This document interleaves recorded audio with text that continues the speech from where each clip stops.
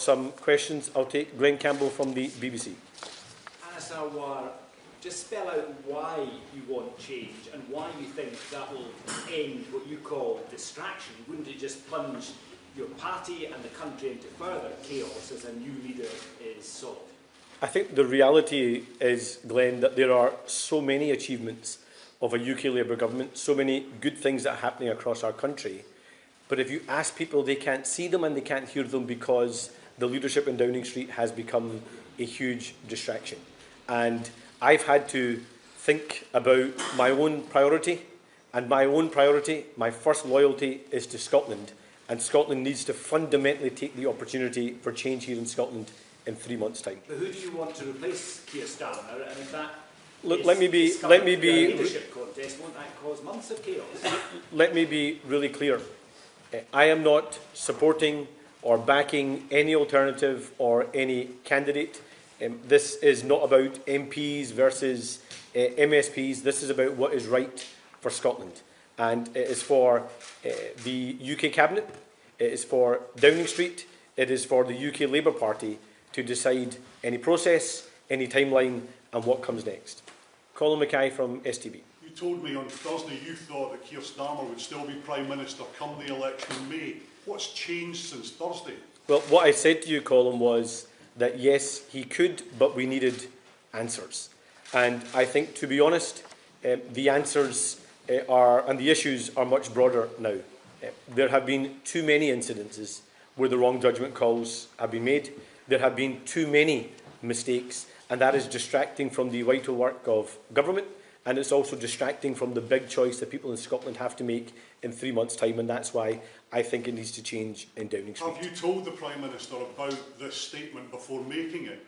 Yes, I spoke to the Prime Minister earlier today, and I think it's safe to say that he and I disagreed. Conor Gillies from Sky. Anna Sarwar, one of your own Scottish Labour MPs is reacting to what you're saying here, calling it idiotic, immature, incoherent and self-defeating. It's playing right into your opponent's hands, according to that senior figure. Have you done this to blame the Prime Minister if you failed to become First Minister in May? And second of all, if you don't mind, last year you called Peter Mandelson an old friend when it was public knowledge that he had links with Jeffrey Epstein. How do we take you seriously in cleaning up politics when one of your own Scottish Labour MSPs is best friends with a convicted paedophile? Well, let me first say that the approach of briefings I have always called out. And that's why I'm not taking the approach of briefing, I'm not taking the approach of talking to journalists in private. I'm being upfront and honest about my view and my first priority and my first loyalty being to Scotland. And that's why I'm doing what I believe is best for Scotland. And let me also be clear that Peter Mandelson is not someone or something I want to be associated with. I met him in his capacity as the ambassador ambassador to the US because that was the right thing to do in Scotland's interest. But should he have been appointed the ambassador? No. Should he be a member of the Labour Party? No. Should he have a seat in the House of Lords? He shouldn't. And it's right now that he is investigated by the police. Peter Smith from ITV. Who else did you speak to about delivering this speech today? Who knew that this was coming?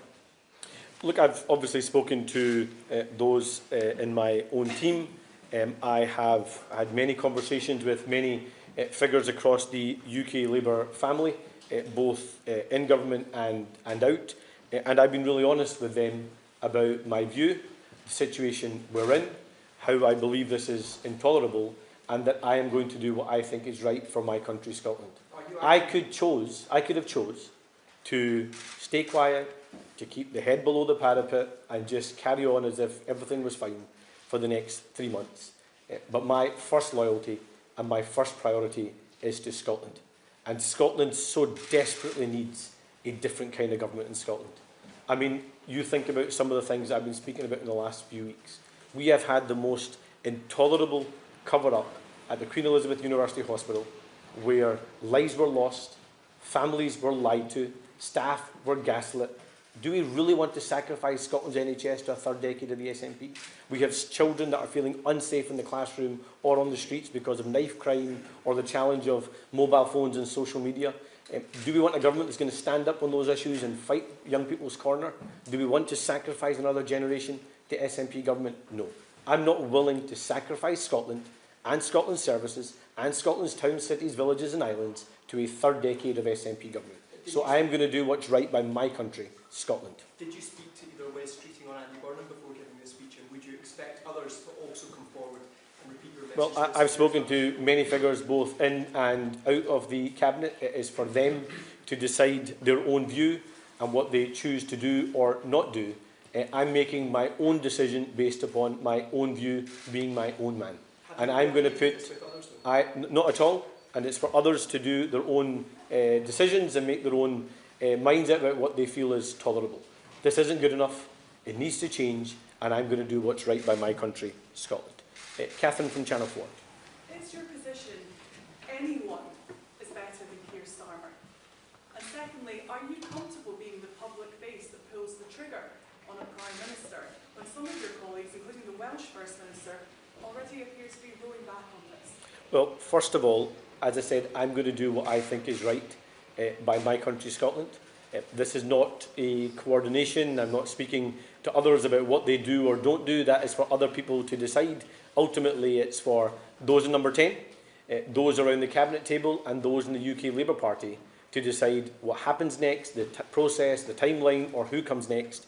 That's not a matter for me. The only job that I'm concentrating on is making sure that we change the government here in Scotland, remove John Swinney and the SNP from office so we can take a different approach here in Scotland. If this was wrong, would you resign if Keir Starmer doesn't step down? I am standing to be Scotland's First Minister. I'm being open about my view. I could choose to keep my view a secret. I could choose to brief in private. That's not the approach I take. I'm doing what I think is right. I'm doing what I believe is my first priority and first loyalty to my country, Scotland. And I'm being my own man, making my own decisions. It's for other people to decide their own view. I'll take Paul from the Daily Record. You've always had a good relationship with the Prime Minister, so how did he respond when you told him what you're going to do today? And is it possible for you to win the election if he stays in post? Well, let me first of all say, there is probably no one in Scottish politics that's had a better relationship with Keir Starmer or a closer friendship with Keir Starmer than I have. He is someone that I have campaigned alongside, worked alongside for the last 5 years in my role as leader, someone that I campaigned ferociously for to make sure we could get rid of a Tory government, and someone who I have supported in the last 18 months. So does this cause me personal hurt and pain? Of course it does. This man is someone that I regard as a friend and who I have a certain level of loyalty to. But my first priority and my first loyalty has to be to my country, Scotland. And that's the decision I have made. In terms of the election on the 7th of May, the two candidates for First Minister are me and John Swinney.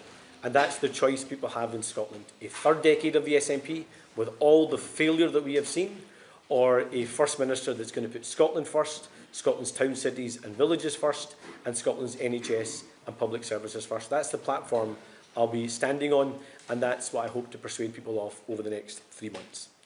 Mark from the Sun. Oh, sorry, Mark, didn't see you there. Going back to what you just said about your knowledge of Peter Mandelson, you described in that tweet as your old friend. So it's not like you just met him on that one occasion as an ambassador. So how long have you known Peter Mandelson? How long have you known about his links to Jeffrey Epstein?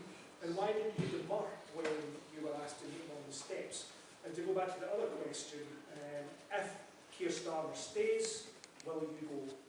So I have known Peter since around 2021. I obviously spoke to him in Washington when I was there to defend and protect Scotland's interests, partly through Tartan Week, partly through the negotiations at the US-UK trade deal and all the importance that has for our country. I didn't appoint him US ambassador, he was appointed as US ambassador, and it was right that I had those conversations with him to protect Scotland's interests. But is that someone that I want to be associated with? No. He has betrayed this country.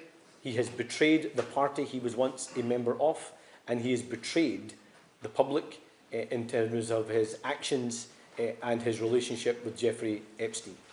And to the other point you make, it is now for others to decide any process, any timeline, and who the next Prime Minister may be. I'm going to spend all my time concentrating on removing John Swinney, changing the government here in Scotland, and making sure we deliver the new direction Scotland needs. Thank you all so much. If people decide he should stay, will you vote? Well, that's for them to decide. I'm only answerable to one